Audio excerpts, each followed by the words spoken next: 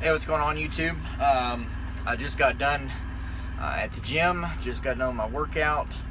I changed it up a little bit. I've been doing a really strong, heavyweight muscle burnout workouts. Just really trying to get my muscles whipped into shape. It's been doing great. I'm seeing some great form coming out of my muscles. Seeing some real good growth. I know it's been working. I just decided tonight to do a little bit differently. I've been doing a little bit of research on weightlifting and what works best and different techniques and such. And so tonight I decided to lift a little bit lower weight. I still lifted pretty decent, but I didn't lift as heavy as I usually do. I decided to ease up on the weights just a little bit and work on my form, work on, getting that good squeeze, whenever you lift your weights, getting that good squeeze and getting that good stretch, instead of, just lifting just to get, all these reps in, I made sure that I just took my time and got a good squeeze and then got a good extension going back down. So, I had that negative pull down, when I come down to make sure I'm getting good stretch as well as good squeeze. So, it worked really well. I was still doing 20 rep sets and 30 rep sets, and by the time I was getting to about 10, 11, 12, my muscles were already getting close to failure on each set. So I really really hit it pretty decent, and it did really well. I was really pleased with how it went. I did another 900 rep workout altogether, 10 exercises, 90 reps per workout. I did about half and half, about half legs and half upper body. My upper body, I did biceps, triceps, deltoids, lats, and some extensions. So that went really well. And then I also, on the legs, I did some calf extensions, and then I did some leg presses and some pull downs and stuff like that, just stuff to really get it working really good. And then I also did some low row and some lateral pull downs on the cable machine. So it went really well. I was really pleased. Like I said, it felt really great, and I've got a real good burn going on. I'm about to mix up my creatine here in just a second. Got to get my bottle out and get that and make a protein shake up really quick. And I'm about to make some dinner.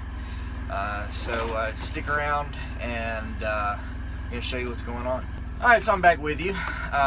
Getting ready to make a creatine drink for my post-workout. Now, a lot of people like to take BCAAs after they work out. I already took my BCAA. I prefer to take it before my workout. It's different for every person. You got to find out what works for you, what works best for you. For me, I know getting those branched chain amino acids in my system before my workout really helps in the recovery process, because as I'm working out and I'm getting those fibers separated in my muscle tissue, those BCAAs are able to get in there and really start working and doing what they're meant to do. So I know that I've seen a lot better recovery for me personally if I make sure I get those in my system before I start my workout. So then I come out here, and after I get done with my workout, I go on ahead and take my creatine supplement for my my post-workout, and that helps with the exchange of proteins to the muscle tissue. So you want to do that, pretty much right after your workout as fast as you can. So I just mix a little bit of water, not a whole lot, just a little bit of water, about maybe 6 to 8 ounces of water, to 1 scoop of creatine. I use Rich Piana's creatine, which is this one here. I think that it is just a great product. Let's see here, it's good for blood sugar loading. It transports and shuttles all your enzymes and your different proteins. It's great for uptake and delivery. Cell volumization, that's a very big thing.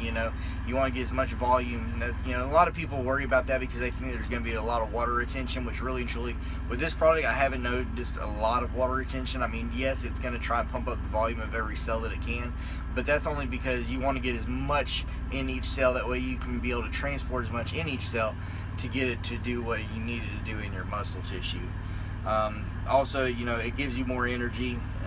As you start getting saturated in your system, you'll be able to handle more weights. You'll be able to last longer whenever you're lifting. You know, you won't burn out as fast. You won't notice that fatigue as fast. So give me just a second. I'm going to make this up really quick. Alright, so like I said, just mix it with just a little bit of water, shake it up, get it good and mixed in with that water really quick, and then just down it.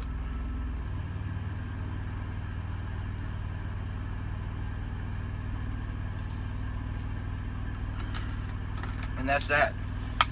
So then after I do that, I'm getting ready to make my dinner also, and so I'm going to be making a protein shake to go with my dinner. So I'm going to go on ahead and fill this back up about 3/4 of the way with water. That way I can mix in my protein shake and get that ready to go with my dinner. So let me set this down really quick.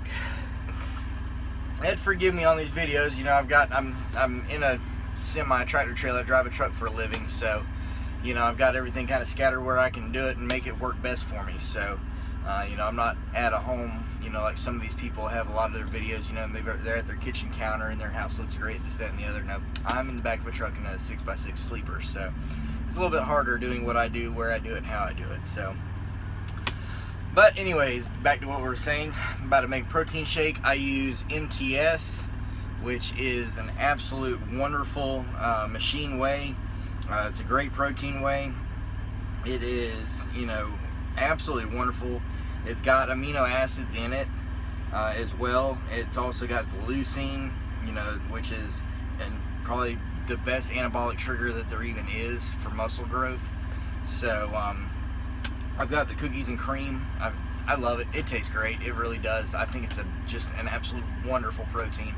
I can take it with water, you know, and I can also take it with milk whenever it's okay to have my carbs. I only eat carbs after my workout. I try not to eat carbs any other time if I can help it, unless it's a cheat day, you know, or something, or I'm out to eat with a friend, or, you know, I mean, there's going to be instances where you're not going to be able to eat, you know, no carbs. So don't get disheartened because of that. But I think this is a great product. You know, it's not super expensive. It is on the higher end because of what it is and the product they use and the type protein that they use, because it is, you know, extremely good. It's on the higher end of proteins. So but let me get this mixed up, and then we'll start making dinner, and I'll show you what's going on with that. I'm excited about dinner tonight.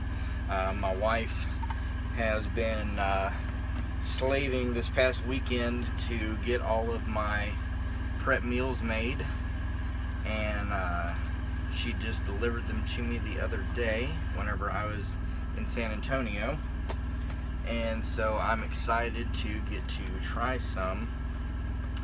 I may eat some of the ones she made from last time. I may eat some of the new ones. I'm not sure just yet, but she makes some of the best prep meals.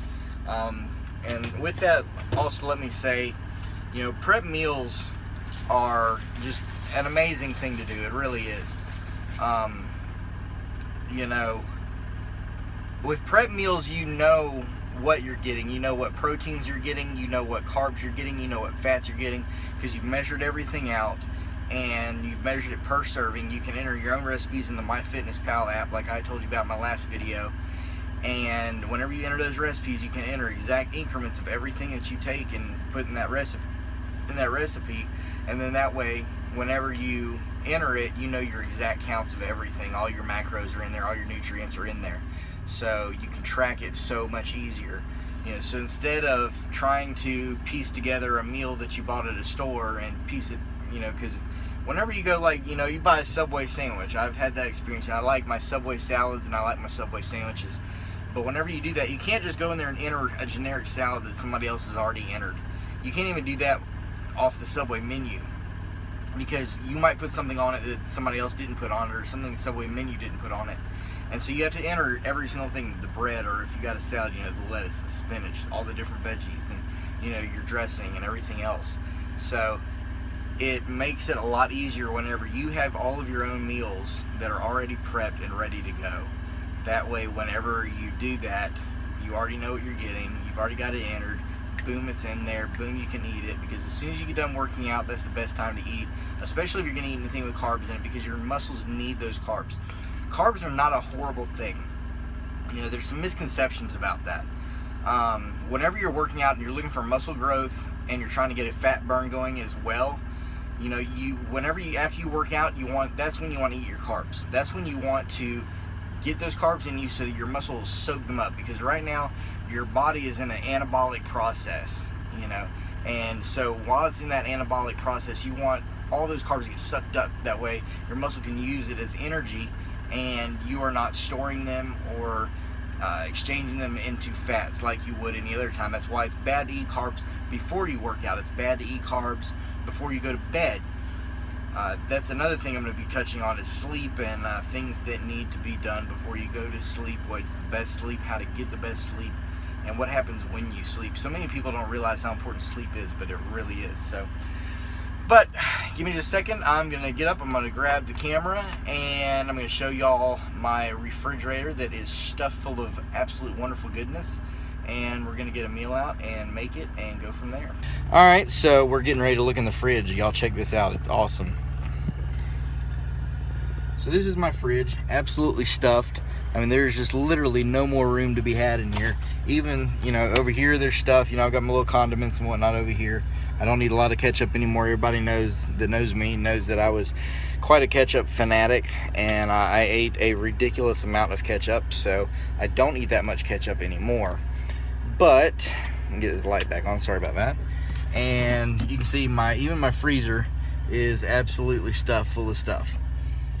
That's where I keep a lot of my chicken and rice, fish, stuff like that. Usually chicken and rice is what I want to eat because it's chock full of good carbs that I can eat and process, because I use that brown jasmine rice in those meals. But I'm in the mood for chicken and green beans tonight, so we're going to see if we can find one. So give me just a second, I'll be right back to you. Alright, so I'm back with you. I'm not sure if before that I said chicken rice or chicken and green beans, but if I didn't, I wanted chicken and green beans for dinner. This is what I'm having, chicken and green beans. It is vacuum sealed. It is weighed out. I know exactly how much is in here. I know exactly all the nutrients, the macros, you know, the carbs, the fat, the protein, etc., etc. I know what's in here. I know what I'm getting ready to eat. And I've already got the recipe entered in my FitnessPal app, so all I had to do was just go in there and click on chicken and green beans, and it entered in there for me. Put on 2 servings, so I'm going to eat 2 servings of it. Try to get my calorie intake up today, because I haven't had a lot of calories today. I need to get a little more meal in me.